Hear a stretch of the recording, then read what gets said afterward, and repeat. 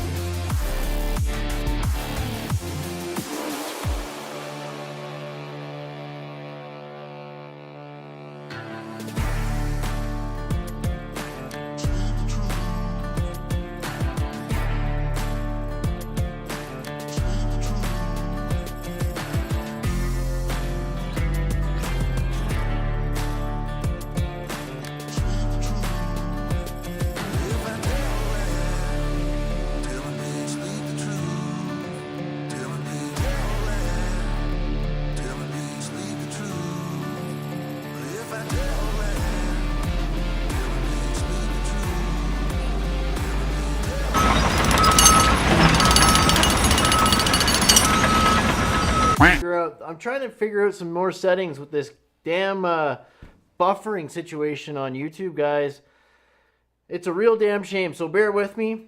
And just know if we go over something that's important and you miss it because of buffering, I'm recording it right now. So if you've noticed, I've been uploading my live streams after the fact, and they're beautiful. I'm like I'm upgrading the sound, and I'm cutting out some, like, if there's any like fatty things I can cut out, I'll cut out, and I'll uploading them. So this video will stay up until I upload that, and then I'll unlist this one, and the other one will be available. See, I just lost like 3 viewers because of the buffering that just happened. So it's stupid. It's such a pain in my butt, man.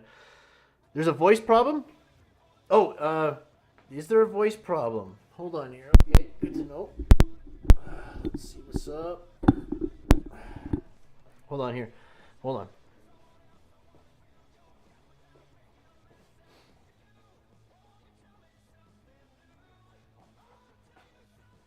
Let me make sure there's no audio going here either. If I... Oh, hold on here.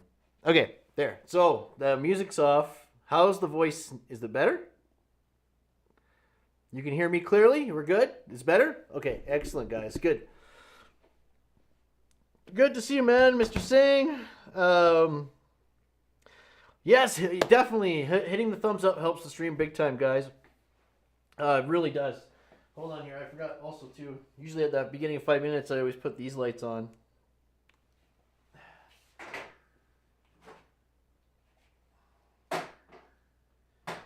Boom.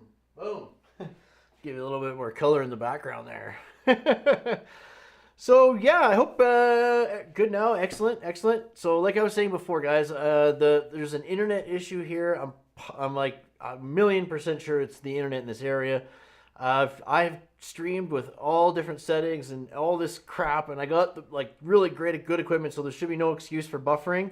So I'm gonna re-upload this whole stream, okay, after once I'll stream and then I'll kind of edit it a bit, so it'll be within the next 24 hours. The stream will be back up, okay, guys. So make sure if you guys have questions and you're watching the replays, leave them in the comments, and I'll get back to you guys.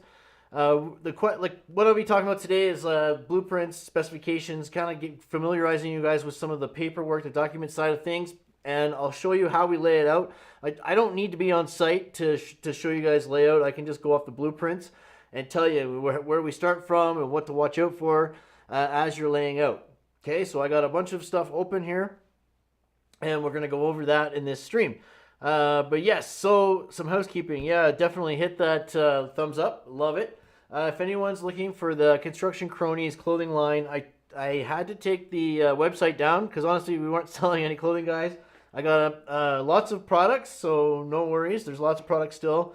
I just didn't want to pay. It was like $75 a month to keep the website up, and I'm not selling anything, so I kept it up for like 7 months or something since last summer, basically almost a year, and I just didn't feel like paying for it anymore. So the only time I actually sell product is during a stream. So if you guys want some shirts or hats, obviously we can get them to you cheaper if you just email me, and yeah, I ship everything right from here, so it's all good. Email me, chris@constructioncronies.com, and we'll figure something out. And yeah, go from there. Yeah. What else? Oh, so yeah. So Will Cash brings up a good point here at the beginning of the stream. You know, he says some foremen will teach, some will not. Some say just watch and learn, right? Yeah. So I like most of the guys that I worked with were like that. Yeah, just watch and learn, right? So it's kind of hard to understand what they're doing. Okay, because you're not if they're not like going over the actual document with you and showing you, okay, this is what we're going from. Okay, this on the drawing is this, and we're gonna lay out this wall. We're gonna start here, work our way out this way, blah blah blah. It's just like what are you supposed to learn by just watching? Is gonna be very limited when it comes to layout. Okay, myself, I went into like the job shack every break, like coffee break, lunch break, and I went to the blueprints and I just started looking at them. Only one time did I get into trouble for doing that. Okay, one time some guy, like a foreman, come in or whatever, what are you doing looking at the prints? Who are you, or whatever that, or school, yeah. School too, guys. Yeah, school also. Yes, you're right. Sergeant Joe Smith, you're right. School, really, actually, I went to school later on in my career, and so what it was interesting because I knew so much before I went to school that when I went to school, it nicely wrapped it all up for me. Okay, I actually understood everything they were talking about. Very good. Okay, and I scored perfect in all my schooling because I went like after the fact. You know what I'm saying? And you're just making blueprints by 19. Yeah. So when I was like in high school, I went to a technical high school. We were learning drawings and diagrams, but I was mainly in like doing electrical schematics and working in labs, doing like circuit boards and stuff like that. Okay, so I was taking like a drafting course, which was interesting, but we only did like houses and stuff. Okay, so I did know some stuff, you know, but I also started in the trades. I was 15, so I was building and learning all at the same time, and then when I was in my I would have been 30 maybe. I went back to get my CET and started learning more into the contract documents and like getting into specifications and all that, right? And it really helped. But before I did that, I was already oh no, sorry, I'm lying. Actually, no. And then my first job out of there, actually, working for a big company, I really started diving into specifications and learning those in great detail.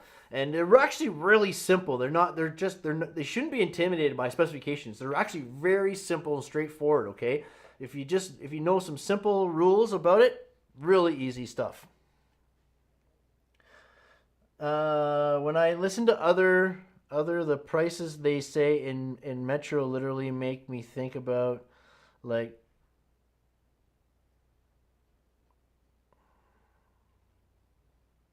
oh, Metro Vancouver, is that right?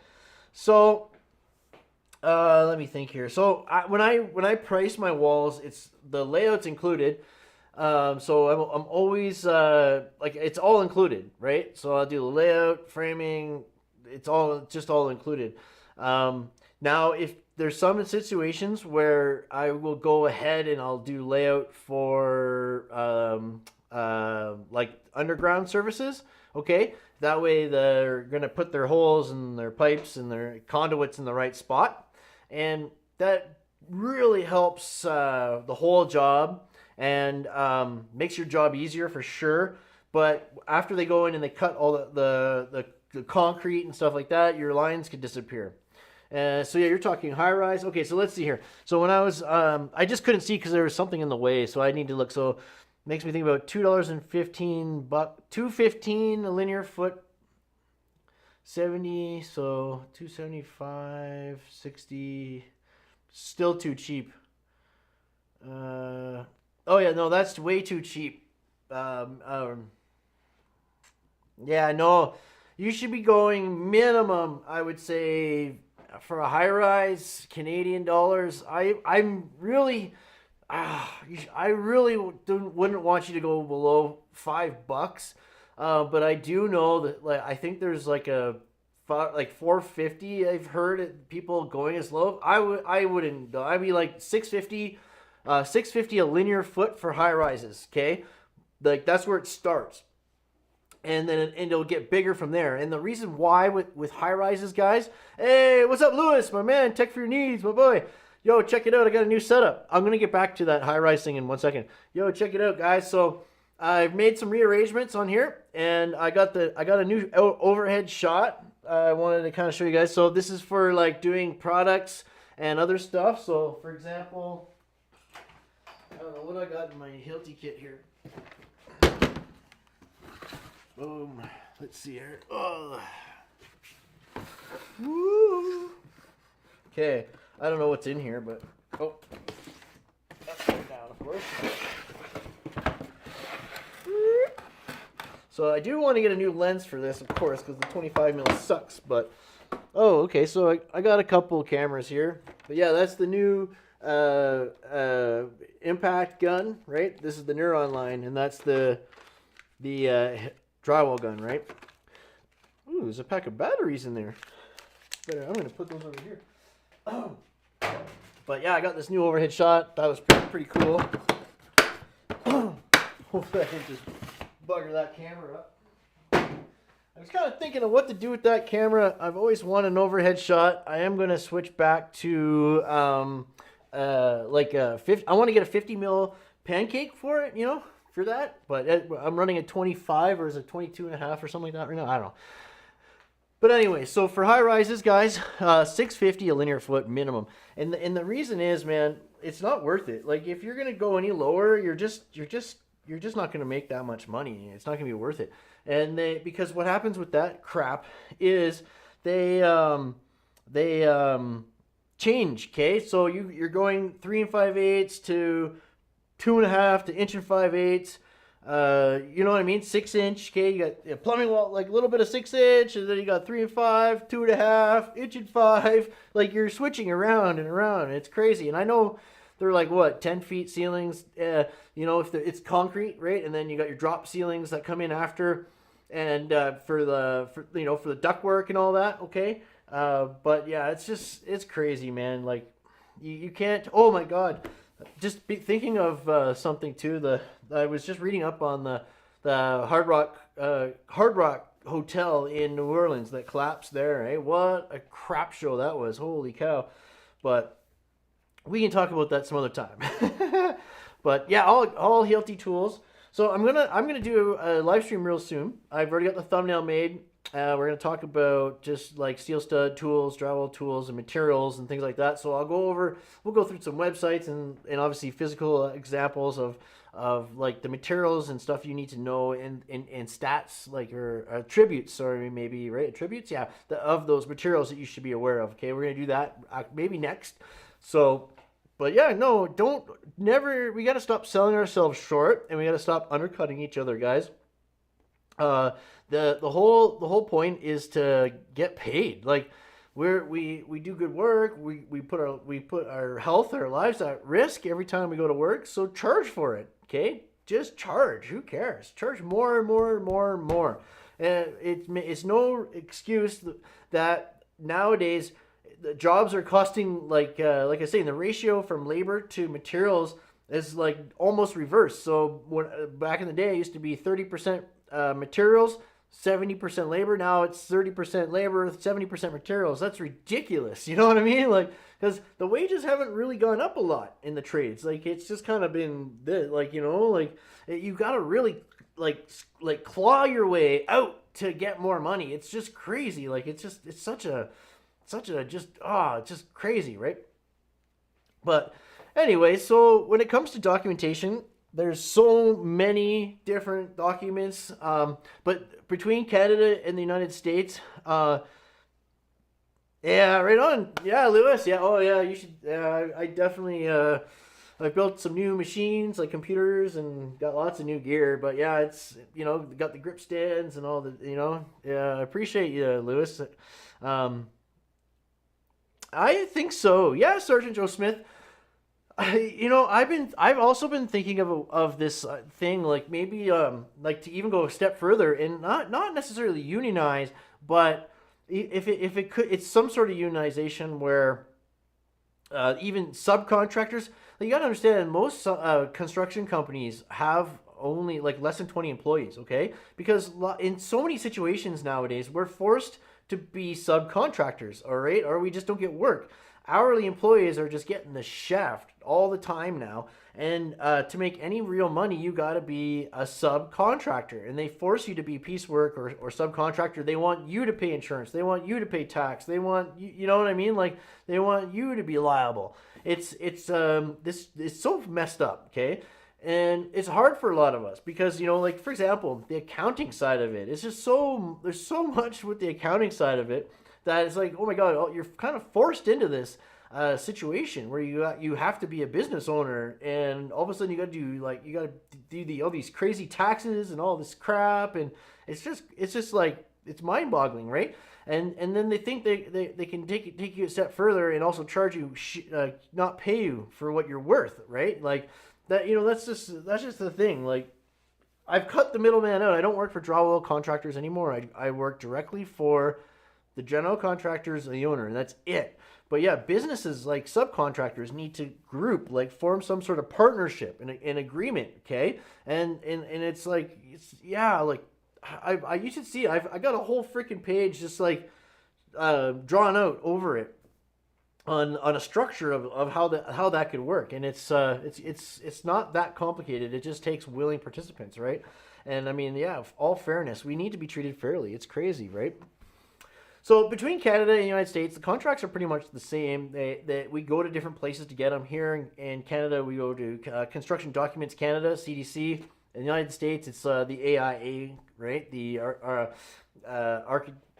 what is it? I can't remember what it's short for. Architectural and something and whatever associates.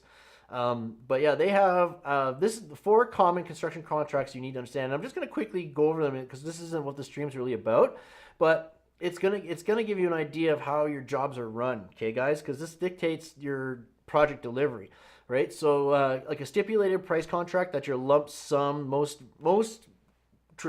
used like traditional design bid build scenario, okay? Stipulated price contract, okay? So it's like one price for everything, okay?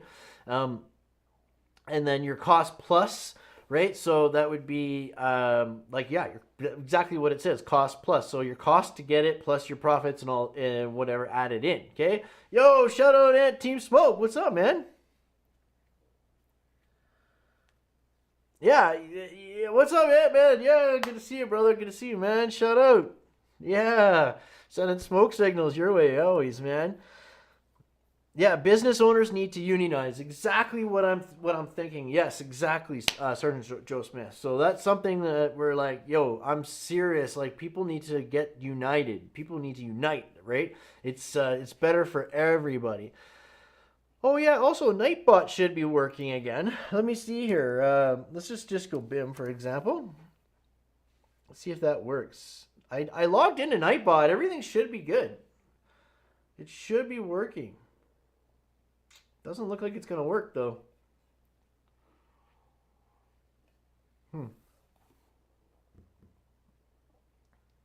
Yeah, your foreman just wanted you to work, and that's it. Exactly.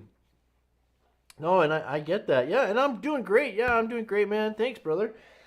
Yeah, it's been a slow start to the year, but I just been bidding jobs, do it whatever. But yeah, it's been a little slow this year, which is it's just so weird. Everything's really eerie right now. But I think it has a lot to do with the political landscape right now. It's awful.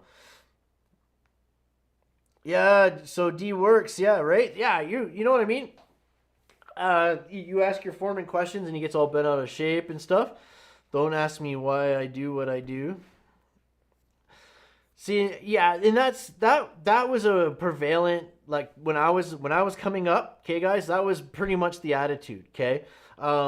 Nobody wanted to teach you hands-on actual stuff because then you're just the young buck coming up, and you're gonna take their job. You know what I mean? Like nobody understand that. Like we're so desperate. Like there's so many things that need to be built, right? Like if things like would just run properly, you know, and we were training people properly and treating people properly, okay, things could get built. It's a backwards way of thinking. But it's old school mentality that it's still, you know, people are so ignorant. And because I feel like too a lot of the times they don't even know what the hell they're doing. So they're just, you know what I mean? They're not going to show you because they faked it so far, okay? You know what I mean? But yeah, you're 6 weeks behind on your project. Yeah, and you stop doing carpentry. Yeah, people want to learn. From my experience, most guys want to learn stuff, okay? And I trained a lot of guys. It's crazy, right? You said no one wants to learn. 17-year-olds yell at me claiming they know better than me. Then just quit. Yeah. Hey, what's up, mama? How you doing? How's the house reno doing? How you guys doing in the kitchen reno? I heard you had some friends living down in the basement. Hey, do you have a raccoon down in the basement too, in a flood or something? Wow, man. Hope that's all taken care of. Yeah, so I guess you're right. So Sergeant, you gotta be careful. Like one thing. Before actually my son started working with me, he's been great. Like he wants to learn. Guys my age want to learn, obviously, because they've already been in something, and now this is like a second kick at the cat, and they want to learn. I'm really careful. Like I don't work with a lot of young kids, okay, because they are pretty stupid and useless, right? And dangerous, and just cost you money. Like like for myself as a piece worker, small contractor, right? I don't need dead weight. Okay, so I don't really work with too many big companies that have all these kids working for them, right? I never don't at all anymore. But when I was younger, I was one of them. Uh, but so in my area though, most of the guys want to learn, want to work. You know what I'm saying? So yeah, I know. Don't worry. Just hang tough. The stream will fix itself. It's a buffering issue. There's an internet issue in this area. It's always like that. But yeah, if you just refresh your browser, wait a second, mom, it'll work out again. But is anyone having audio issues, or is it buffering?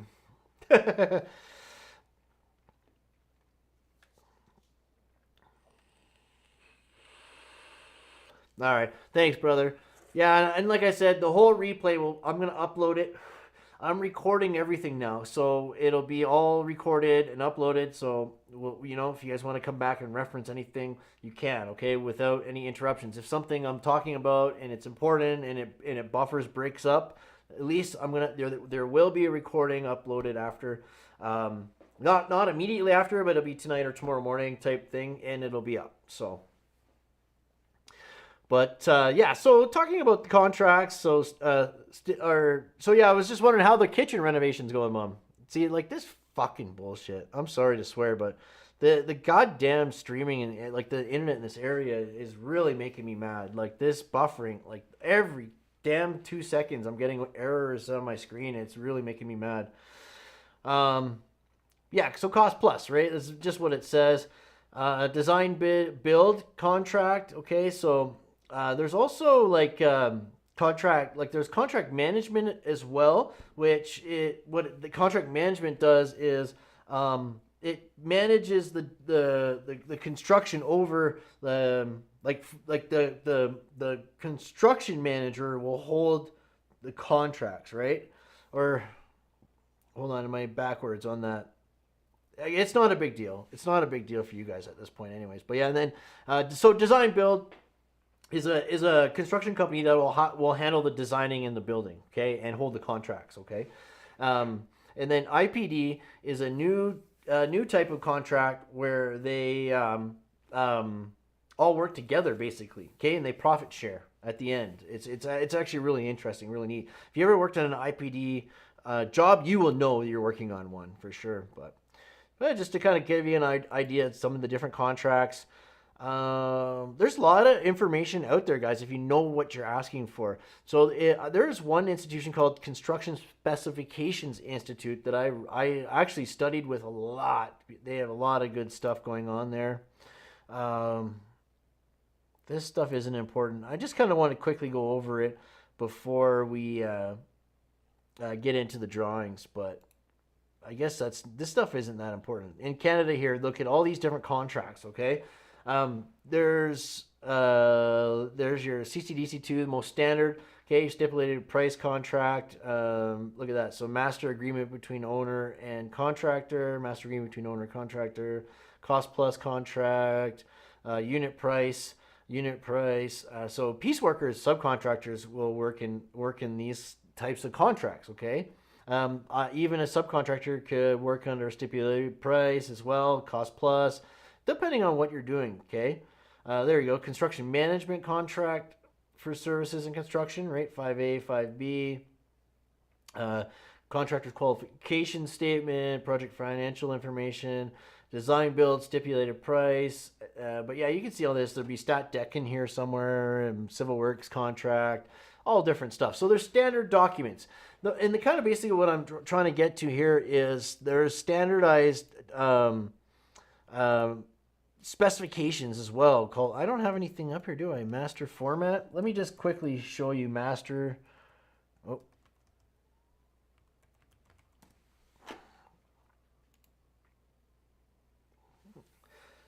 So yeah, master format. Basically, what it does is it divides all of our trades into divisions, right? And that would be your project manuals. So in the project manual, you go to your division and you look, and it'll give you certain rules and like specified products and certain like like type, like the materials, like actual material specifications that they need. Okay, it's pretty straightforward stuff. Okay, it's just, yeah, we're gonna go over that more when we do our materials live stream pretty soon here. That would probably be my next one.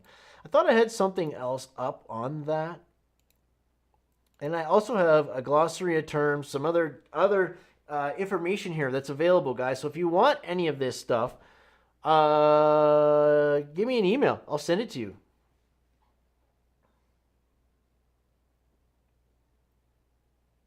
Yeah, do all the high-paying jobs no one wants.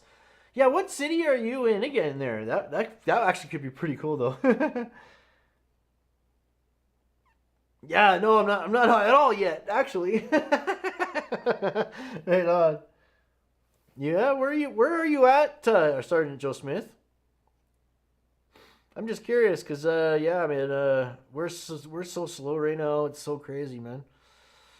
But yeah, look at this. So this is a glossary of terminology that if anyone wants, let me know. Email me, Chris at Construction Cronies. I'll send you to you. I'll send you these documents to you guys.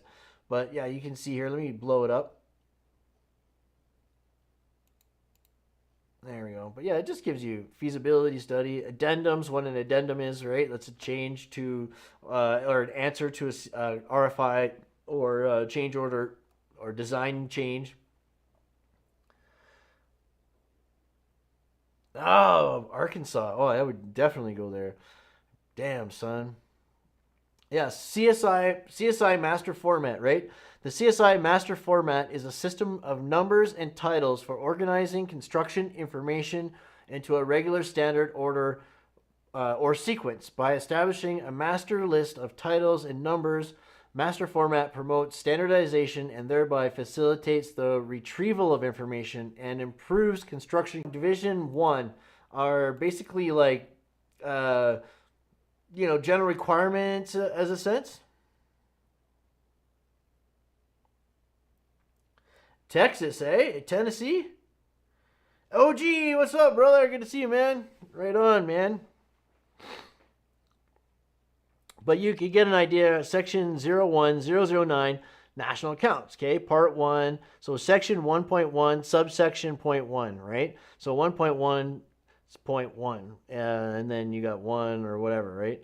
But it gives you an idea of how it's organized, okay? Summary of work, right? So 01010, summary of work. So this will give you the information, summary of the work to be done. Okay, it'll tell you things like your safety requirements, submittals that are required, and each division will have, it might have submittals, and this is where you find out where you need to, if you need to get shop drawings done or anything like that. This is what will tell you, that is the specifications. Okay, it's not on the drawings, it's on the specifications. Okay, so I always hit the specifications before the drawings. And I'll just familiarize myself with my divisions, which was metals, thermal moisture protection, drywall, and even finishes. Okay, that's where those are the divisions that I'll look into. I like to check out some other divisions that are related to mine, but take it one thing at a time, right? But yeah, I didn't tell you about coordination requirements, all this stuff. Okay, it's good stuff. Look, it's cleaning, fastenings, whatever. Measurement and payment, all of that stuff. Good stuff. Look at that. So progress claim, submission summary, rock removal by blasting, precast concrete, retaining walls, piles, big one, blah, blah, blah, right? You keep going down.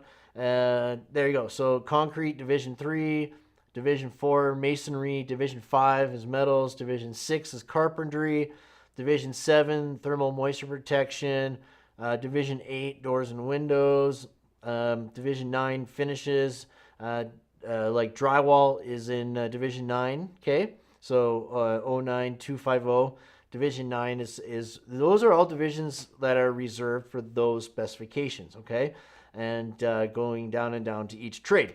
So that's how that works. All right, look. No, we don't want Adobe. All right, so if we look at, let's just take out this last job that I did. Okay, let me just open it up widescreen, close that, and let's take a look. So if we want to get into layout and understanding the blueprints, this is where we go. Yeah, dude, I've actually built Walmarts before. I've built Walmarts, I've built Canadian Tires, I've built Home Depots. I actually built a whole Home Depot with one other guy. We did it, not a whole Home Depot, but we did all the steel stud drywall and like this, like everything, exterior, interior. It took us like 2 weeks. It was insane. Yeah, I mean, there's not a whole lot in it, but it was still pretty cool. But yeah, the Canadian Tires though, wow, with the Mark's warehouses in the inside, that's where we, yeah, that was also really fun. But now we're doing smaller stuff. Okay. So when you're looking at blueprints, guys, this is a lot of the information that you're going to want is down here at this bottom right-hand bottom corner, okay? Cover page, project info, you see right here. You got the name of the job and the address and all this crap. But if we going down, let's see here. What do we got here? You got your equipment and safety plan.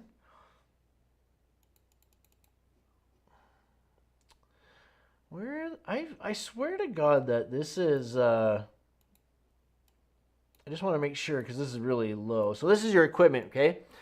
And when you're doing like a restaurant or something with equipment, this is good to know because you're gonna have dimensions in here, and sometimes you want to double check to make sure certain things gonna fit. Look right here, everything is tight.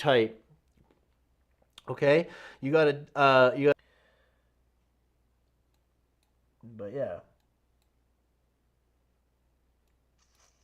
Yeah, there, look, see 81 by 34, 38 by 34, whatever, right? So anytime you're doing stuff with lots of equipment, there's stuff in there.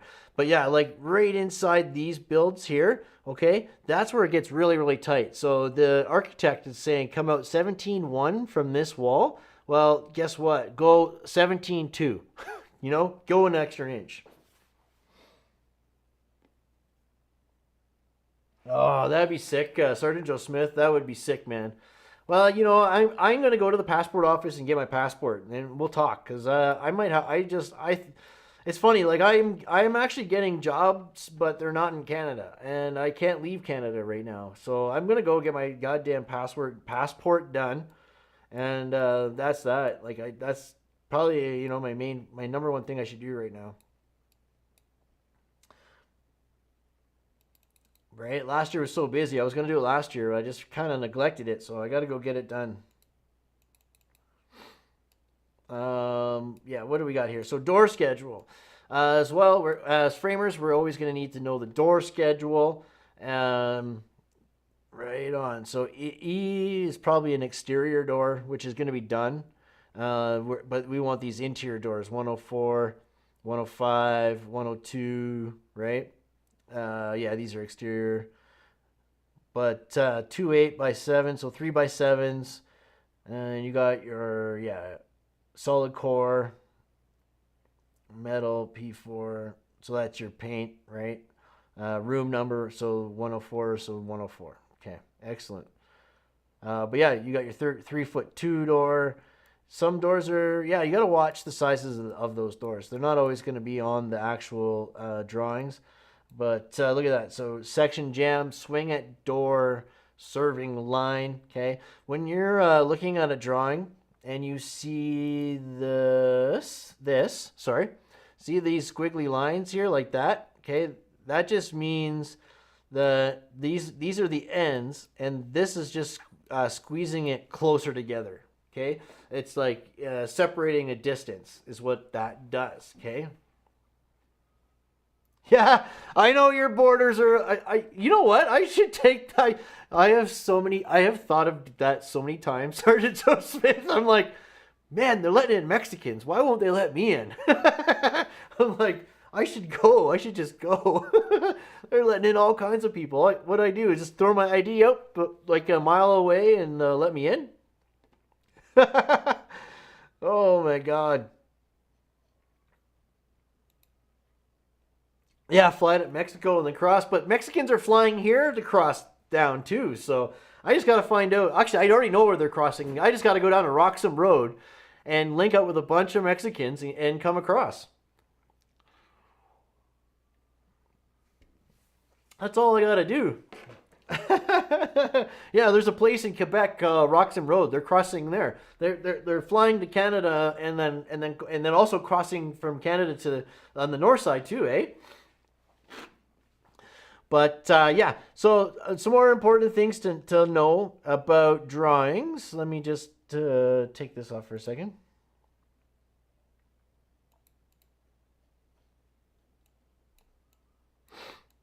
So your dimensions are going to be inside of what we call hash marks.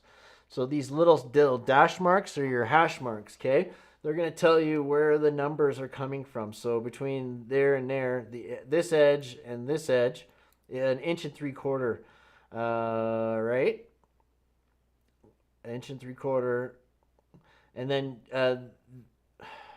these are like a double sliding door or something. Or no, this is like a gate, right? Like a server gate. That's what that is. 1 foot 8 each.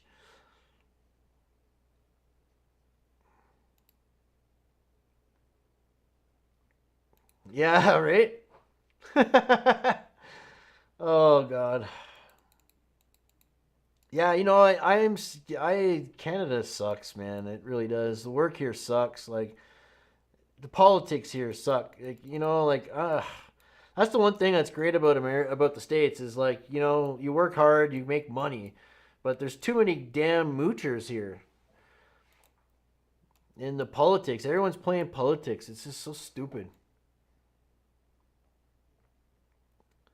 All right, what do we got here? So we got partition legend. So partitions are walls, okay, guys? Just so you know.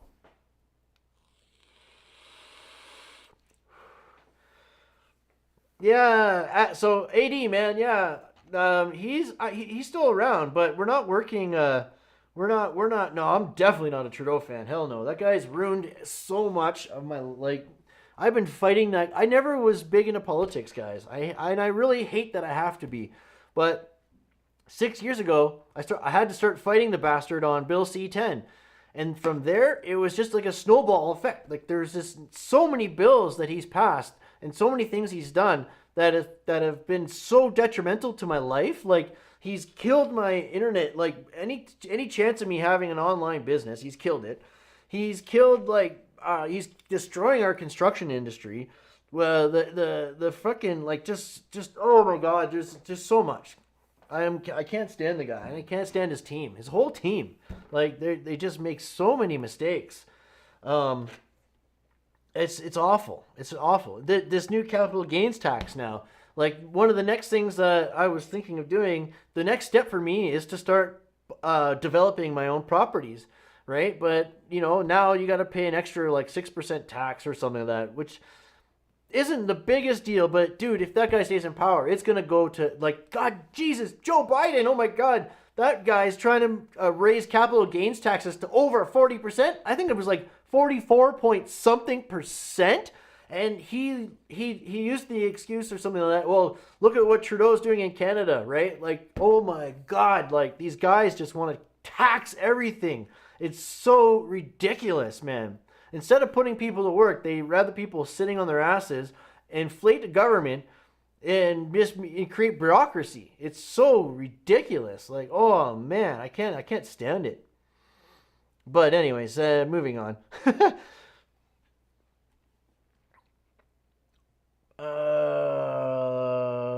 yeah, so there you go, right? So you got Sounds Like America. That's what I hate. It's a globalist agenda, guys. What Biden and Trudeau are doing, they're taking it from the same. They're taking orders from the same people.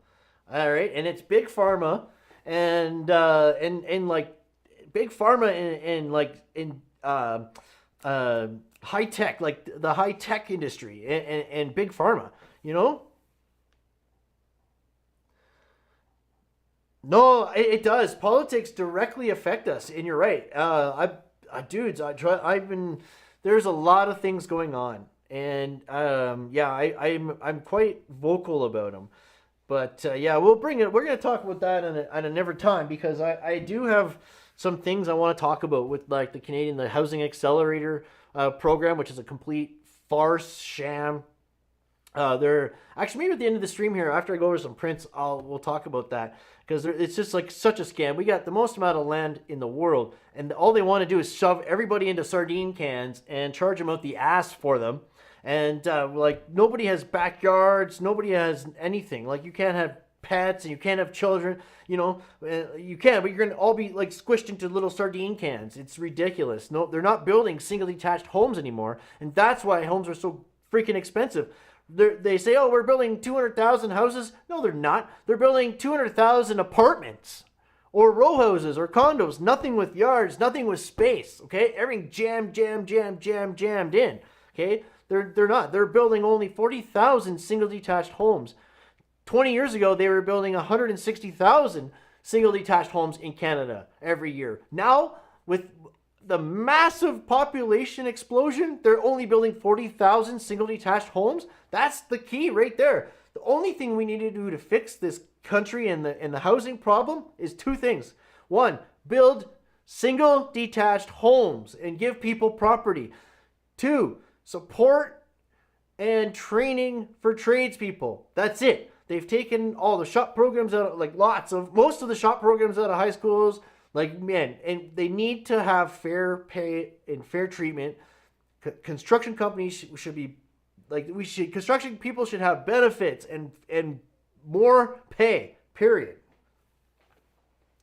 Yeah, and I'm so jealous, brother. I got a bit of property, but it's not huge, but at least I got property. You know, we got kids and we got a big backyard, we got a big garage, you know, like we got space. But I do want to move to an acreage. I want to move out of town and out to an acreage. That's my dream, is to build a house out there. So yeah, guys, so back to the drawing. So partitions are interior walls. It's simple as that. So exterior walls. There's exterior walls and partitions. Partitions are just inside walls. Okay? Excuse me. And here, this is a weird way to label them. Okay, like A, B, C, D. That is a weird way to label them. Usually it's not like that, but it's no big deal. And you're going to show you the symbol. So you can see what this one here has got something inside it. So partition to be constructed of 3 5/8, excuse me, 92 millimeter steel studs on 16-inch center. If it doesn't say on 16-inch center or on 2-foot center or on 1-foot center, it's always 16-inch center. Yeah, we get some guns. Yeah, we do get guns here, but not like you guys have in the United States, though. No, mostly like we get rifles and they're not like crazy weird guns like you guys in the States. I look and I'm like, holy shit, like you got all these kinds of guns. It's crazy, right? Excuse me. But yeah, this will tell you exactly what goes on the wall, and. Right, 16 mil drywall, both sides, floor to 1'6" above T-bar ceiling. Okay, partition cavity to be friction fit with sound blankets, whatever. It's bat. Okay, like this is weird wording. A little maybe a bit of a noob designer, but not too bad. Okay, the more description, the better. Okay, you can't hurt. Never hurts to have more description. Like that, partial height gable with dual swing door by equipment supplier to be constructed of 3 5/8 steel stud on 16-inch centers, 5/8 plywood both sides, floor to 4'4", complete with 3/4 inch thick oak top. There's detail 2 on ID 05. So detail 2 on page ID 05 will have the detail for that. Okay. Yeah, just look in here. Actually, this could be ID 2 right here. This is ID 03. Hold on here.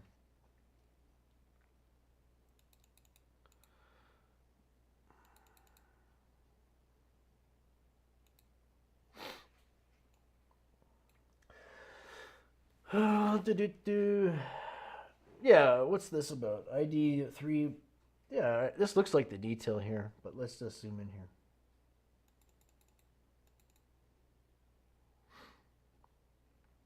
There you go. So it's funny, right? So you just keep in mind too, these damn these section through, right? Section through. Okay, this is a type of drawing you're gonna get, right? It's oh, definitely a fraction, like fraction of the crime. Yeah, exactly. So yeah, this is you're gonna go. This is gonna show you your three-quarter inch solid quarter sawn oak top caps with your blocking here. So we know that they want your wood blocking, your three-quarter ply on top of the steel, and then your drywall is going to cover that, and then the oak cap is going to go straight out to the edges. Okay, that's all important to know when you're drywalling and laying things out. Okay, framing and drywalling, right? You don't want to drywall this and then cut it off at this steel. You need to have the plywood on first, because if you drywall just to the steel, then the cap's not going to match, right?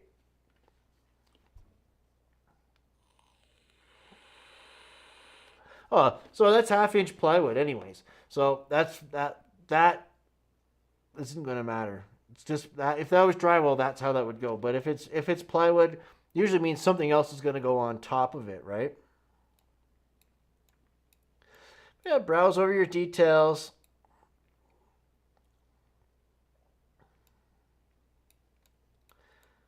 Boom, boom. This is great to know. Like you can see there's tile up to 5 feet here, so you don't have to finish tape. You just got to do 5 feet and above in the ceiling, basically, right? But this also tells you where wood backing needs to be for the bars, okay? All these bars need backing. This sink's going to need backing. All right, that's the air machine. Your hand dryer is going to need backing.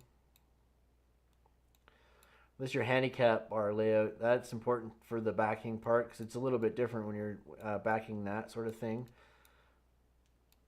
Look at that. Recessed electrical box, galvanized, provide around opening acrylic latex sealant for fire stop, blah, blah, blah.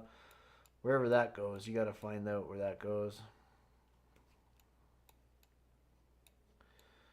But yeah, so getting there, getting to the floor plans. But this is all stuff you want to look at before. This is a ceiling plan. Did I miss? I didn't miss the damn floor plan, did I? All right. Anyways, well, seeing that we're in the ceiling plan. All right, though you got drywall ceilings and T-bar basically. Okay, like we go back into the kitchen area back here, all T-bar. Okay, so this wall here. Okay, these walls here, none of them are fire rated. Okay, so they're just gonna go above T-bar. Okay, above T-bar by whatever 1'6" or whatever. Okay, all of these walls above T-bar. That's it. Okay, this wall right here. Okay, same thing. It only has to go so far up because you got a bulkhead and a ceiling out front of it that can tie into it. Okay. So basically, yeah, you got a bulkhead here, and it ties into this wall. It'll be at different elevations, so you want to be aware of that. Okay, just find out where those damn bulkheads are. Okay, so I know how this goes because I've framed it already. But yeah, this bulkhead goes all the way around and returns into the back demising wall, and then there's a flat gypsum ceiling here with there's a return air location in there as well. But yeah, I never even seen it in there when I was done it. But if you go to here, this is your demising wall, okay? Demising wall, demising wall. So these here is your fire rating, okay? Fire rated walls are these two demising walls. Now, there'll be, that's why base building basically will cover all of the fire rating aspects, okay? So you don't really do a lot of it when you're doing your interior walls, okay? Unless you're separating your like an electrical room or mechanical room or something like that, which is still kind of rare, okay? This is an interior partition, this is a tenant type of improvement type job.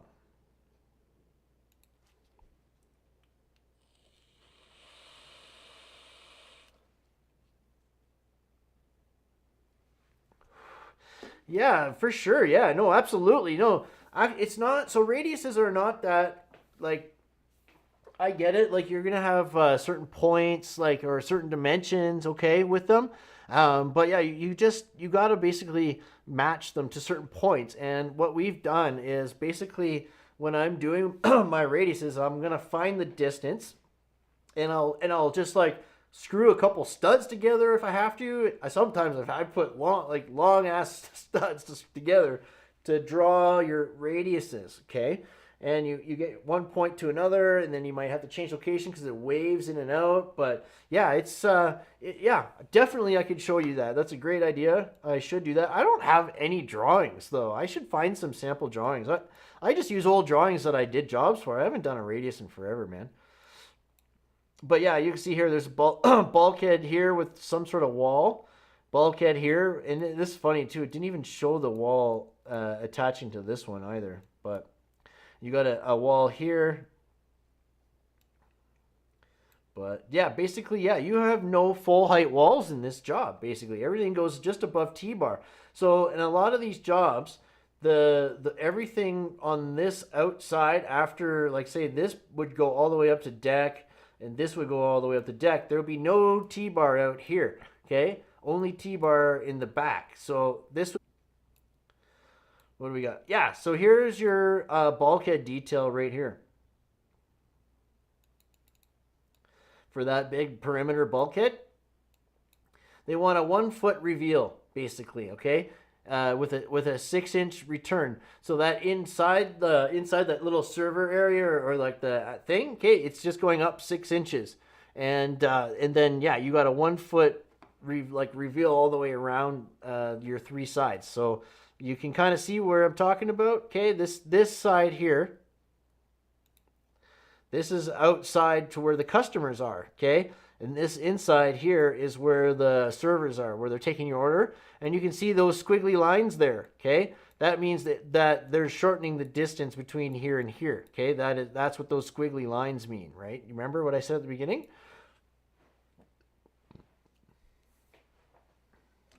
Okay, yeah, sure. So right now, this is a bulkhead / ceiling detail, right? So the bulkhead is the front part. So basically what a bulkhead is, it's something that hangs from the ceiling and it doesn't go down to the floor. It's a part of the ceiling, basically, okay? It's going to hide certain things, or it's going to be a design feature, okay? There's also free-floating ceiling parts we call clouds, right? That are even different from bulkheads. But yeah, and then your demising wall is what divide and separate liability, okay? Because then you got, this is why it's double layer 5/8 both sides. It's 6-inch studs, insulated, and it's fire caulk top and bottom, basically. It's fire sealed, fireproof, right? You don't want your one neighbor causing a fire and it spreading to the next, right? You want to contain a fire to each unit. So that's why the demising walls are so heavily fire rated. Sort of like soffits. So yeah, soffits, same thing. Yeah, basically, yeah. Soffits. I always kind of like soffits are like little ceilings, But yeah, like outside like the house where the soffit is. Thinking about that. But yeah, there's different soffit stuff. Like you can frame. I don't know. It's hard to explain because really and technically like this is a ceiling. Okay, this is a ceiling and this is a bulkhead around it. Okay, and this is a 1 foot wide bulkhead, and then this ceiling is 6 inches above it on the inside, and then the T-bar is like 1.5 feet above it on the outside. So if you look back down here, right? Whatever, it doesn't have an equal distance here, but it'll tell you on your elevation. So if we go here, our elevation is 11 foot. So the T-bar is at 11 foot. This bulkhead ceiling is at, or the ceiling is at 9'6", which means the bulkhead is at 9 foot, right? So yeah, so then there's a 2 foot reveal on the outside for the T-bar, okay? But yeah, soffits are different, like kind of like, you know, when you're doing like a perimeter sort of thing, they could be inside, they could be outside, but they're smaller, you know, like they're just smaller. But yeah, like this job here would be really simple to lay out, right? So listen, a lot of guys, what happens is you go, all right, we're gonna go from the back or the front, right? Well, you got to find a number.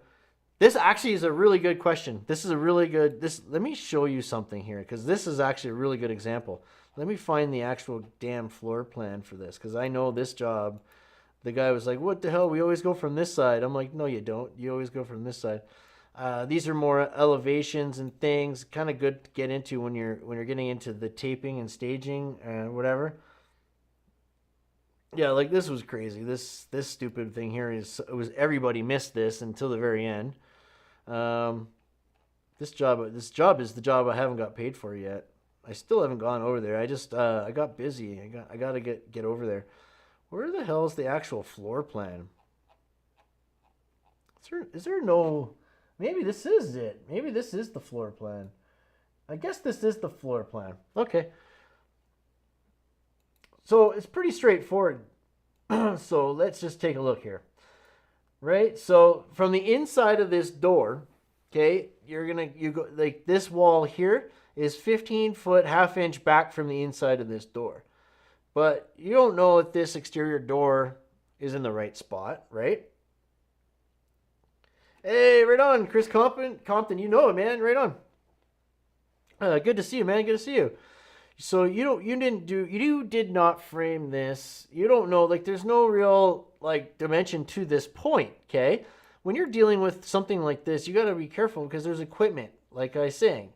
You don't want to mess that up.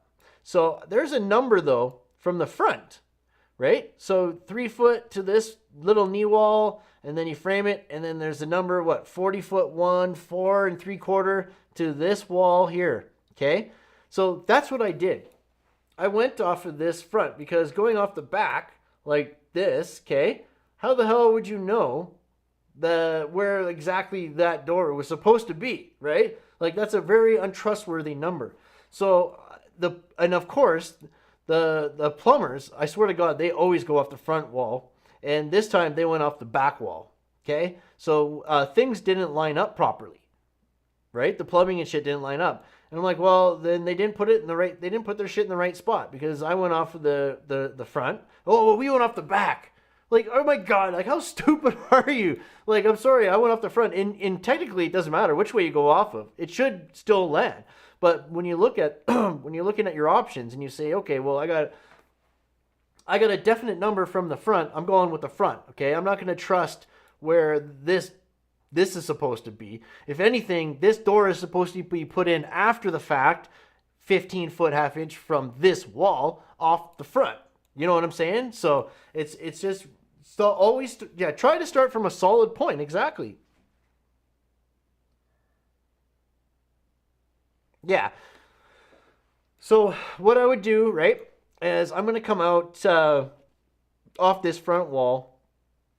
I'm gonna make like I got a tape that's 40 feet long. So even this is a bit long. Okay. So what you want to do is you're gonna come out like say 10 feet, 20 feet, make a mark on both sides.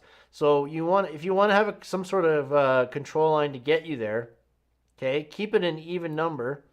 And like even here, right, you got 8'6" to the inside of this little knee wall here. Okay. So if you come out 8'6" here, make a mark, okay, that's a nice square line. So from on that side, I'm going to come out whatever the rest is to this wall because I know this has to line up. This yellow actually is a pretty shitty color. Let me pick a different color. Maybe this. Okay. So we'll lay out this little guy here, okay? And then whatever that is, we're going to match it here. And then we're going to come all the way back and make this mark for this wall, okay? Just taking that number off of your overall, okay? You know what I mean? Like, just do some math, okay? And then I'm gonna make sure I come off and I mark this side, and then boom, this is my control line. This is where I take all my numbers from, basically, okay? I do this one wall that divides the front and the back, and then that sets me up for the rest.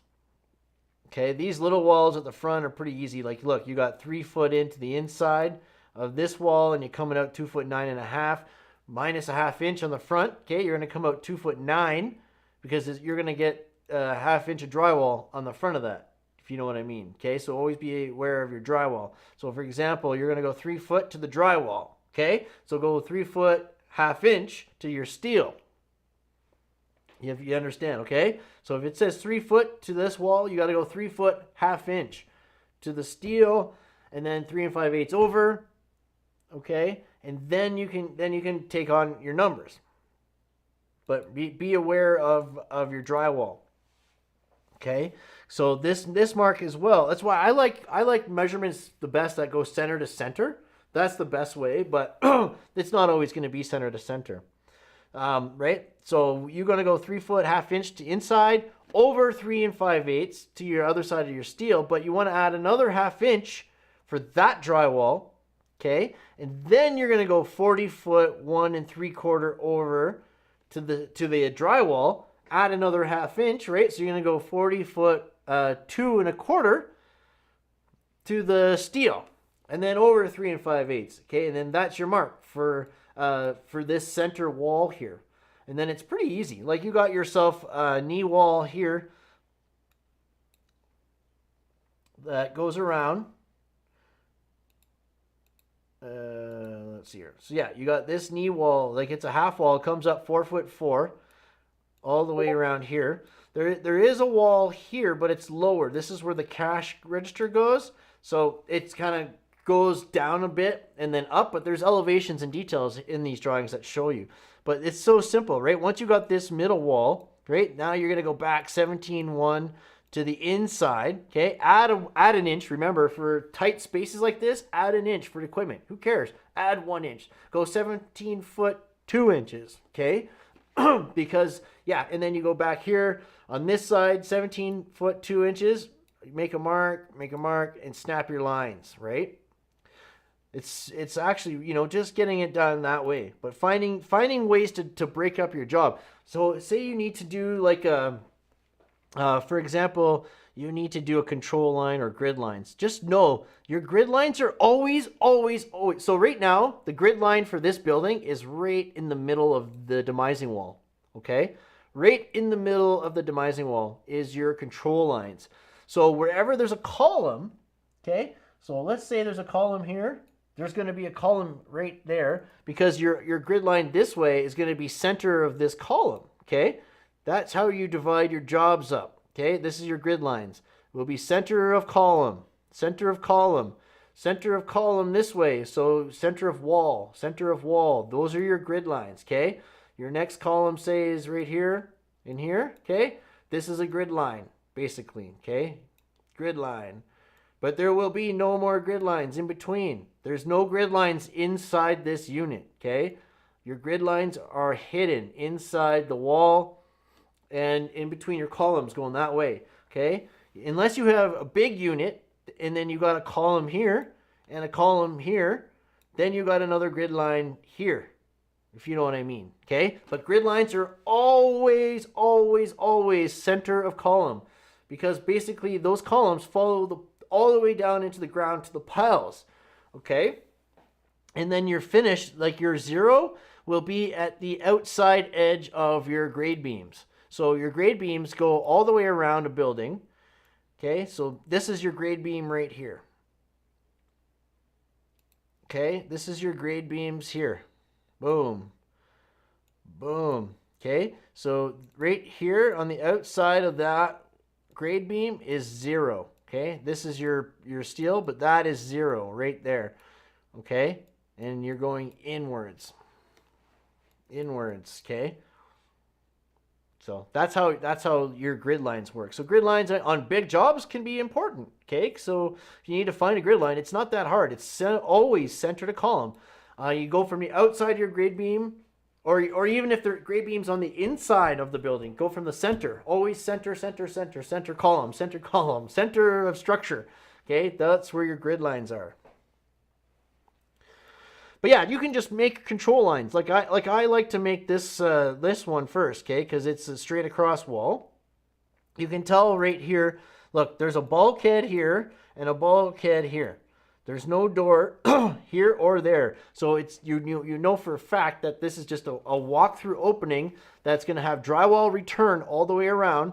So you're going to have to corner bead and tape it all as well, okay? Maybe not so much this one going into the kitchen because there might be FRP, but definitely this one you're going to have to tape, you know, 4 corners, right? Corner, corner, corner, corner, all the way around like an opening, an official opening, okay?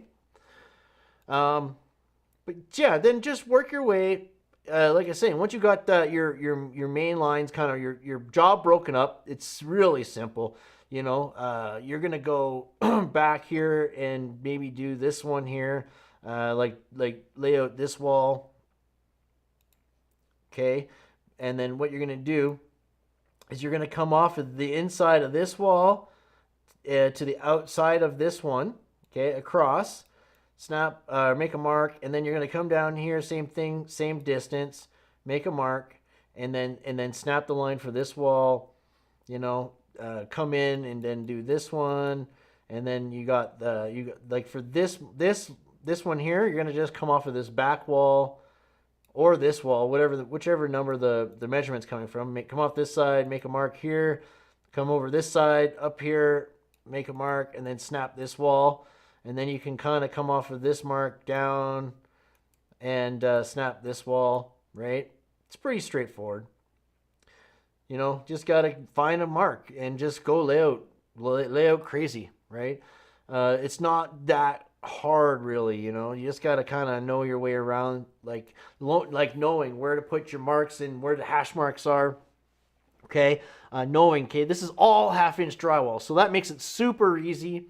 But if you're in a job where you got double layer 5/8, 1/2-inch, single layer 5/8, maybe you got, I don't know.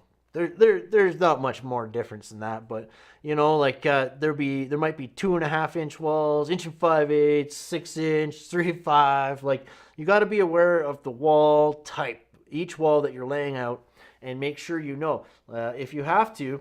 Okay, what I do is, in a lot of jobs, I'll take like a highlighters, different colors, and I'll give each wall type a color of highlighter, and I just highlight those walls in that color. So when I'm laying it out, I know, okay, this is 6-inch or 3 and 5, whatever. Okay, and I'll also know the wall types, so it's gonna be double layer or whatever. Okay.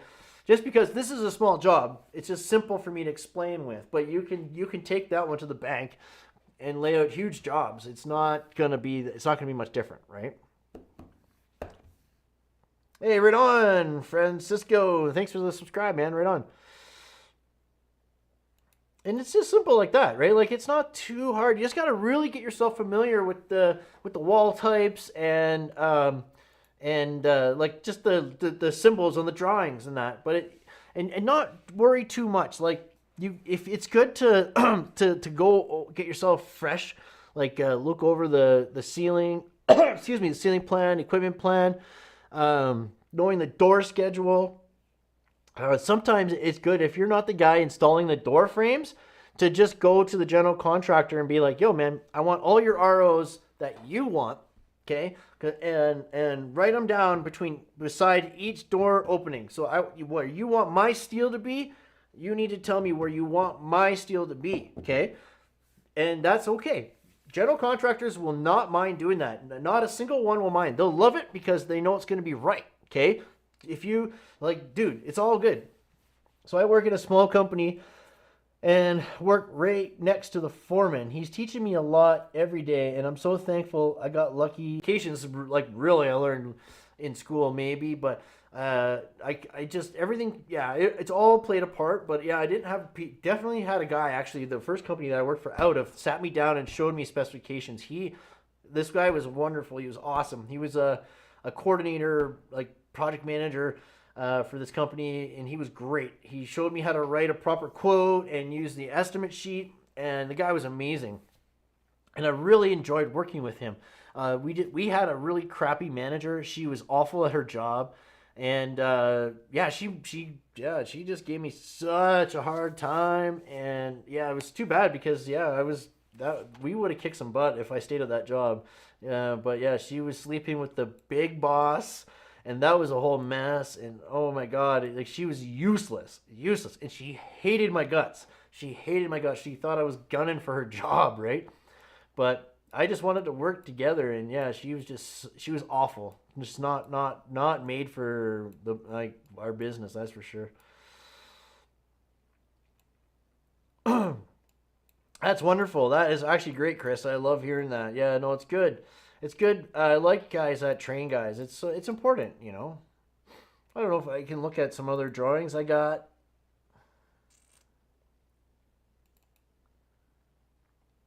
Oh yeah, this is the Grand Prairie one. But yeah, you can see they come in all shapes and sizes. But like you can see here, this one here shows you your fire plan. So, right, 2-hour fire demising wall, okay? And then your exterior walls are back here. You got your mechanical room back here. So I ended up framing from the mechanical room to the front anyways, this demising wall in this job, okay, because it wasn't done. And yeah, I can show you videos of that too. But you can start to see sometimes this equipment is tight, it's really tight, right?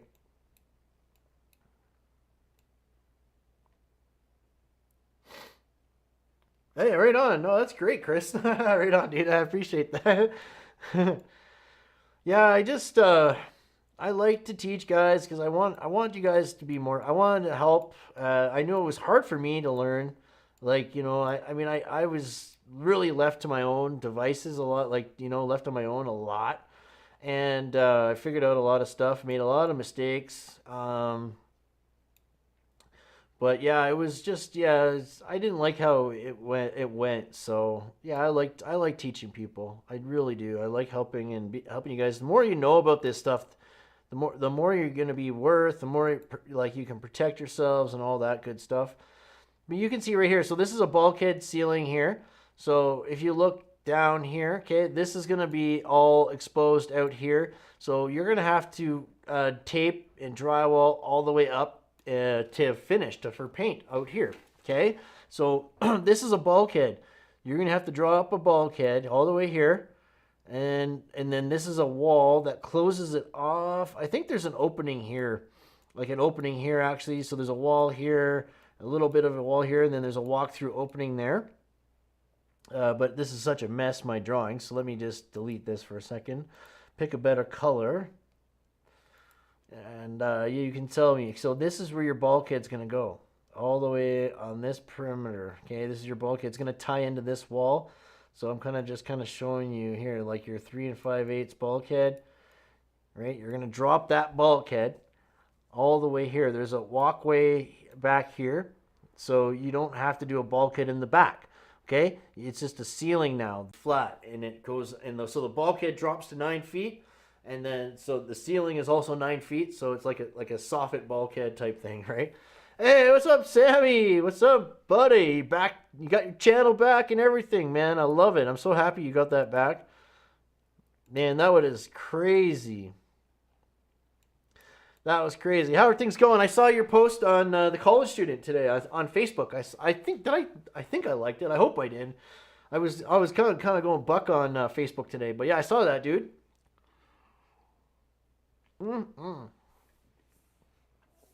But good stuff, man. And your windows here at the front, it's also, you can tell here there's a when you're bidding these jobs, you want to look at these big windows because you want to know that you're gonna put in a thing on your price when you submit your price to this. Right, that you're not going to do anything to the existing, like the demising walls or the exterior walls. Okay, you're only pricing interior partitions. Okay, so if these walls aren't finished and the windows aren't finished, that's all an extra. Okay, and if the guy comes back to you and tells you, "Oh no, they're not taped, they're not even drywalled or something," you never know. But sometimes they'll be partially drywalled. Sometimes they should technically be fully drywalled and taped perfectly. Okay, and then all you're doing is touch-ups when you're doing tape. My son's doing fantastic, actually. Yeah, he's busy. Him and his band just recorded a demo, and I'm like bugging him, like, guys, like, let's shoot. I'll help you guys. You guys use all my equipment if you want. We'll shoot a video if you want or whatever. But yeah, he's doing good. He just helped me on my last job. We just finished a drywall taping job, and he was helping me on the weekends. He's good. Yeah, he's studying hard. He's doing really good. He's got really good marks in school, so I'm happy. Yeah. But yeah, he's excited. He wants to start his apprenticeship in electrical as soon as he's done high school. But yeah, these glazing walls, like you can see these dashed lines, you got to watch out for on blueprints, right? Because that means something. And when you see it dashed line between like between the wall like that and then this glazing, you know it's a drywall return all the way around the window. There's a drywall return. So that's expensive. Okay, so I charge $500 to finish every window. Okay, $500 minimum, depending on how big it is. But yeah, that's $500 right there if you miss that. Okay, and then this here, same thing. This is a glazing into the existing door. Like this is a door. It's a aluminum door, and there's a drywall return in the door as well. Okay, that also is three sides. You got tearaway on the inside, corner bead on the outside. That's a lot of work to finish. Okay, so you gotta price that crap accordingly. And if you show up on site and it's like, oh man, I didn't put any exclusions in my price, the guy could come after you, right? Maybe. So you need to say when you're pricing, I'm only pricing interior work, like partitions. I'm only pricing the partitions, ceilings, bulkheads, right, or whatever else you're pricing. But you're not. I'm excluding the demising. Look, so I was just telling you guys. Here's a grid line. Here, grid line B. Okay, center to column. There's always the column. Okay, and then grid line 10. So one way will be numbers and one way will be letters. Okay, so grid line A right there. You see that? There's a column. It's center to column. Always center to column. Yeah. So there you go. Center to center. Sometimes the outside one will be on the outside of the grade beam. But if there's a column right there, then yeah, you're going center to columns. Always center to columns, because those, like I'm telling you, columns follow all the way into the ground, and that's where the piles are. Okay. But that's weird. So there's a grid line just outside the building, and then it looks like there's another set of columns on the inside. So yeah, just watch out for that. But look at that. So 10 right center of that demising wall right there. Okay, right to center. But then there's grid line B, and then C is at the back here. And yeah, so grid line C is going on that inside set of columns, right? That's nice that they show you there. But it's not that hard. It's not that hard to find a control line or what that. That's right on, Sammy. Right on. No, so my uncle was an electrician. Actually, I had two uncles that were electricians, and I was going to be an electrician. I just didn't follow through with it. I studied at the advanced school, telecommunication. I did advanced telecommunications technology, which is electrical shop. In high school, I did that for 4 years, and I was going to go become an electrician. I just didn't. I don't know why, but I should have. And then also on my son's other side, he's got his grandfather his great grandfather was an electrician, and his grandfather is like a telecommunications guy. So yeah, it fits.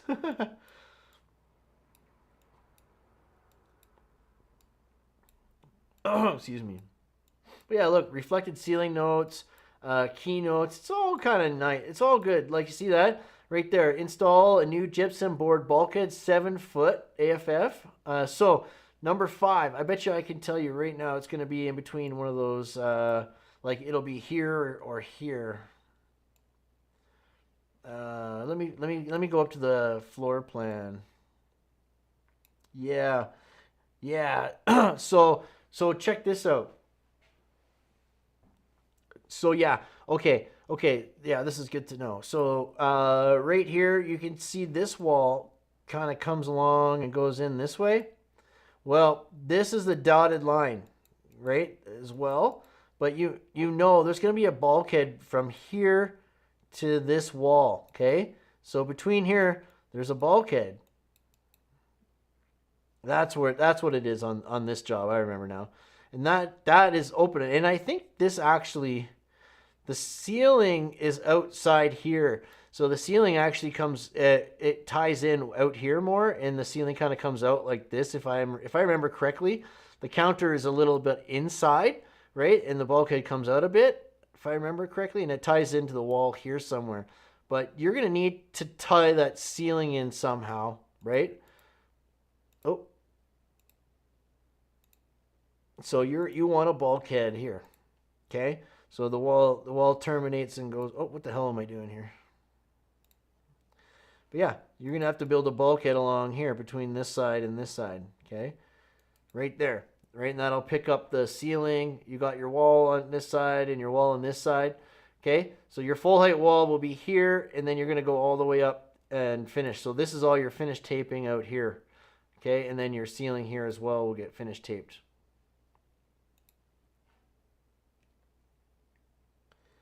Right on, dudes. No, that's cool, man. That's cool. But yeah, let's like if I just jump back to you, just so you can see, we're gonna go back to the ceiling here, right there. Yeah. Oh, it just ties in right to the corner here, I guess. And then that's a bulkhead. Yeah, actually, it shows the bulkhead, which is nice. Sometimes they don't. They just show like some stupid dash line or whatever. But yeah, you can see the bulkhead clearly in this drawing here. But you don't want to miss it. But just between these two marks. Holy shit, that's a big mark. Yeah, when you get in that workflow, yeah, buddy.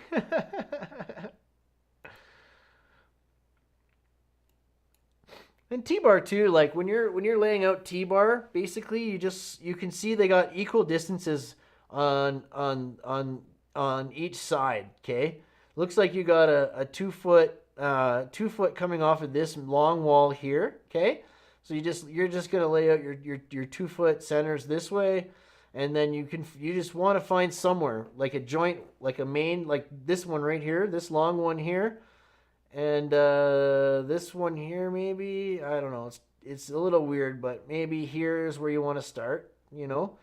And then yeah, it's simple. You use that cross laser and you shoot a laser straight down your one line, and you get that line in nice and secure, and then each one just kind of falls into place. Okay. I got a whole video on laying out T-bar. And then yeah, this is your bulkhead here. Oh, you're drilling into the deck now. So like the Q deck.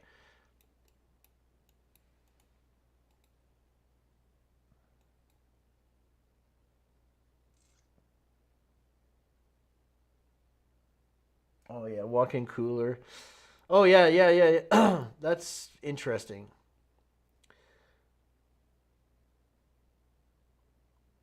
That is interesting. There's a weird line around that. Walk-in cooler below. That is interesting. Huh.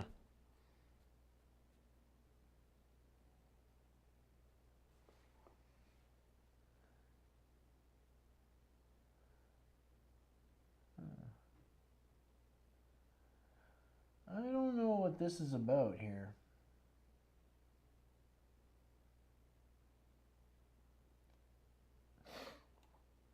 I'm just wondering. I don't know what's going on with that walk-in cooler. So that's the cooler. Because I remember framing this, we just built the walls. We didn't have any sort of ceiling or anything. It doesn't look like it needs it, unless that's just like the stupid. Yeah, there's no detail around that. That's ridiculous.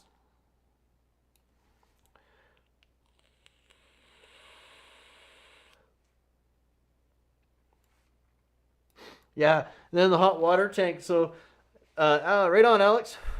This hot water tank, guys. I built it exactly to the drawing, and the guy charged me. This is what he why he won't pay me is because it didn't work. But I built it exactly to this drawing, and because it didn't work, the guy didn't pay me for the whole fucking, like, not for the whole job, but the whole repair. He charged me for the whole repair and then some. He ended up charging me over $3,000, like $3,500 because of that. It is such bullshit. The scumbag. I'm trying to get the money out of him, but he's a piece of crap. He's a cheap bastard.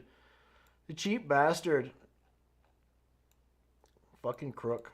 But yeah, that's basically it, guys. I mean, it's not like it's not too hard. Like, you just gotta, like I'm saying, just watch the hash marks, know your wall types, know your ceiling types, get familiar with it. Start small and work your way up. Like, try to take some initiative, get some stuff laid out, right? And yeah, practice, baby. Exactly. Yeah, and just practice. That's it. Yeah, no. And then you get so good at it, and it's really nice too when you get good at the laying out and understanding everything, and really, that's where you start learning the pricing and the linear footage and, like, you just grow from there. But yeah, if you guys have trouble, you guys can always ask me questions, no problem. You guys can email me your questions. You could leave me comments on YouTube, whatever you want.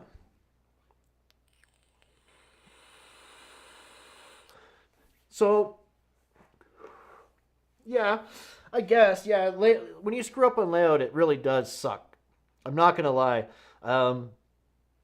It really sucks. And some of the things you really want to watch out for is, like, if if for example, there's a wall that runs, like, like, there's a long wall and then it jogs in a little bit and goes forward, okay, and you're laying out one way, and like some jobs are a mess, okay. You're gonna have, like, a stack of drywall in your way. You're gonna have this piece of equipment in your way. This in your way. You really gotta just pay attention that your lines are square, okay? So when you're laying out a hallway, for example, that's close to a wall, but you can't go off of this wall for some reason, and you're going off the long way, do a quick check, like, kind of check and see if it's square. Like, yeah, it's just, oh man, some some silly mistakes can happen. But you got to, like, pay attention to, like, if all the toilets are running along one side, okay, that's always going to be like a 6-inch wall, okay. So check your wall types. Make sure you're getting your sizes right, like your 6-inch walls right, and your 3 and 5 and this and that, okay. Double check, yeah, just double check. And we always do like another check as well. Like, it's good to do, like, after the framing is done. Like, you should know too, when there's plumbing and stuff, like in-ground stuff, and it's not lining up to your layout, something may be off. Most of the time it's because the plumbers didn't lay it out right, or the electricians didn't lay it out right. And so you got to adjust your wall to match their current, like the holes or the in-ground stuff, if you can, but you can't always change things, okay? Because if you change something, then another piece of equipment won't fit, and this won't fit, and blah blah blah, okay? It's in that case, you just lay it out as it is on the drawings. But to kind of just be a cowboy and go ahead and just lay everything out. Listen, man, I laid it out to the drawing. I tried to adjust so that this drain or line or whatever could fit in it. But if I did that, it's going to conflict with that. You got to be careful. Like, you just tell them. So then sometimes they'll have to come and bang out concrete and replace the in-ground and this and that. You never know, right? Yeah, right on. Yeah, hiring a professional is a smart idea. That's the way you get your job done right, okay? It's really hard when you're not a construction person to properly vet construction people. Like, anybody can start a construction company. Anybody can, okay? And yeah, I lay everything out with chalk line first, right? And yeah, I use a nice Oh shit. So when you got when you're using chalk, guys, there's numbers, okay, on your chalk. I think 1 to 5, and that'll be like your transparency or your longevity of the line. Okay, I think the higher the number, the longer it'll stay and harder it is to erase, if I remember correctly. So I'm thinking 4 and 5 is mostly what I use when I'm snapping on concrete, and then I'll use like a one, like a blue one when I'm snapping lines onto drywall. Sometimes it's just a matter of making a phone call or something. Okay, but yeah, like if you know it's just like a stupid mistake that the guys who did the in-ground or like the coring messed up the layout, they're just gonna have to fix it. Okay, if it's in the wrong spot and you can't adjust because it'll conflict with something else, they just gonna have to fix it. Okay, but as a wall builder, it's your job to make sure you do your best to make sure everything fits. Okay, but remember, if you adjust something to make something fit, okay, to remember that that's not the skin. If you're taking numbers off of that wall you just changed, okay, you can't change everything. Okay, you just want to change that one wall. Okay, so what you can do is snap a line where it was supposed to be with a different color, okay, and then take your numbers off of that line, you know what I mean, and sort of thing. Okay, just remember that, you know, you make changes to something, then yeah, chalk first, and then I track it all out. Yes, yeah.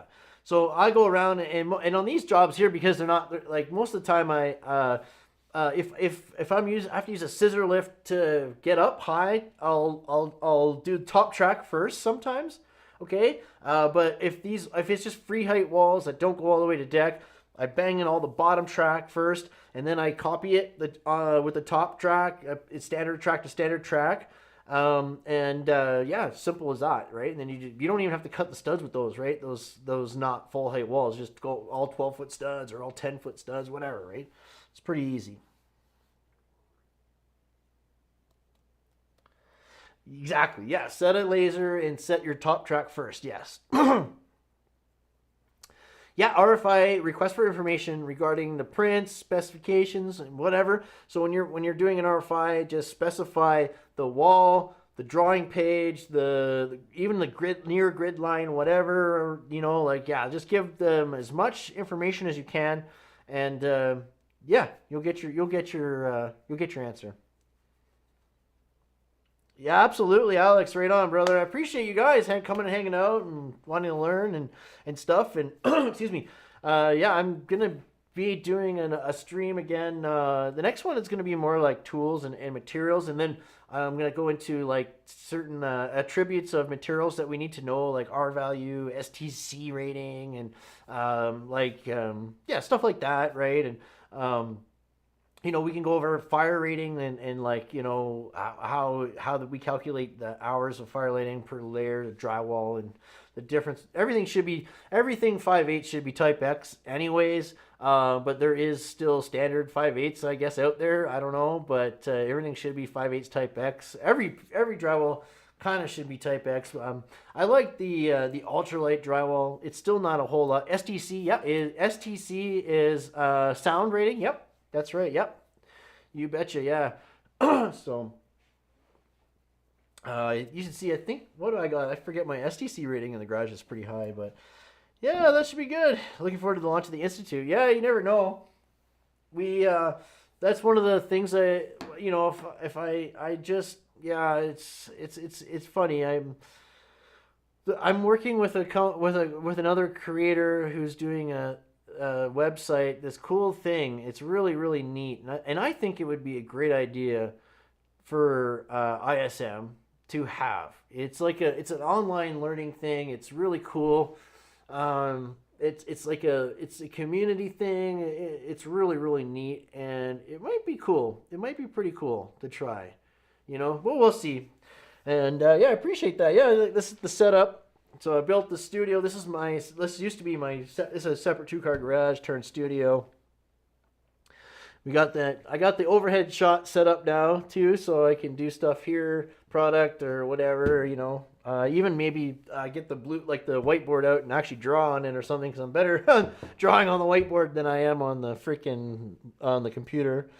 But yeah, no, I appreciate that, guys. Appreciate that. But yeah, I just changed. I used to have a big flag there. You couldn't really see it over here, but yeah, it's pretty cool. It's pretty cool. It's been a few years in the making, eh? Yeah, man, my man cave. I love the sound system, right? For my editing machine and my sound system. It's like, wow, I've never had anything so freaking awesome. But yeah, and then it's all soundproof, double layer 5/8 insulated, all the way around with the soundproofing glue in between layers. So yeah, yeah, I forget the STC rating. I think it was like 72 or something. I don't know, or either 72 or 92. I can't remember, but it was pretty crazy high. But yeah, guys, if you guys don't have any more questions, I guess that might be it. I think, how long has we been going for? Oh cow! Wow. Yeah, man, my streams, I've been going for like 2 hours a stream almost. That's great. So, like I said, guys, I'm gonna upload the replay to this to my channel, and then I'll unlist this stream. And then, so, because if there's any buffering and crap, whatever, which I'm sure there was, you can actually watch the replay and beautiful sound, beautiful high quality video, way better than you're seeing now even. Yeah, I engineer the sound a bit better, and like cut any big, like the ending, the front off type thing. If there's anything weird, if I can cut out, I will. But yeah. No, man, yeah, no, this is a completely separate building than the main house. And yeah, there's I got a little bit of a loft upstairs, but the stairs are inside here. We have to pull down and walk up, and I got so many like tools and material, like little like fasteners and caulkings, and like you wouldn't believe what I got up there. But what I really want to do is raise the roof up, and then put my computer and stuff all up top, and then have down here just as a film studio. But yeah, we'll see. I prefer commercial, I guess. I'm not gonna lie. And that's not, I think, but I like housing. I want to get into housing, but I want to do housing more with more commercial stuff, if you know what I mean. Like, I'd like to mix it up more with concrete, structural steel stud, I want to figure out, like, because I've been doing steel stud houses the past few years, and I've never seen one done right. They're all garbage and way overpriced. I think I could do it highly efficient. With a nice rain screen system on the outside, with proper cladding and rain screen system, and then just beautiful stuff. It's gonna be great, but we'll see what happens. We never know how the future holds, guys. But yeah, guys, I'm gonna shut her down. Again, I appreciate you all coming and hitting that like button for me. That's huge. That helps a lot. And then if you remember to like the replay again, that would be helpful too. Let me get my tunage on here. Let me make sure it's not too loud. But yeah, I'll let you know soon. And yeah, that'd be great, Chris. Yeah, dude. No, you never. Yeah, that'd be so wicked to get guys together and build stuff. That would be cool. That's my ultimate goal. I wanna get building stuff for people, and just like, yeah, I film it all, and yeah, have it as a show, an educational thing, an entertainment thing, help people, blah blah blah. Yeah, trying to get it together. Just money, money, money, baby.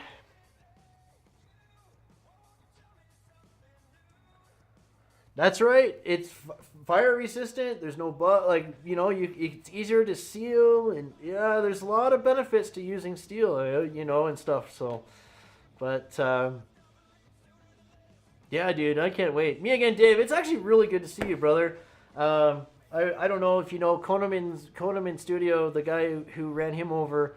Will be sentenced now in May, so May 2nd. So they were supposed to be the beginning of this week or whatever, but they moved it again, and so I'll keep everyone updated on that as well. I don't know what to think of that at this point. I know Koneman. I know he was just such a nice guy. He wouldn't want anything bad to happen to anyone, I know. But anyways, there's over $10,000 on that GoFundMe for the family. So if I can see it, bro. Right on. I love it, Chris. Yeah, well, hopefully we can raise some more for that. All right, guys, have a great night. We'll talk to you soon, man. Just watch. I'll schedule the next stream real soon. Bye, guys.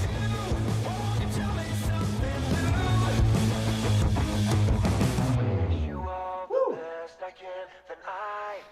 Stop myself for a while.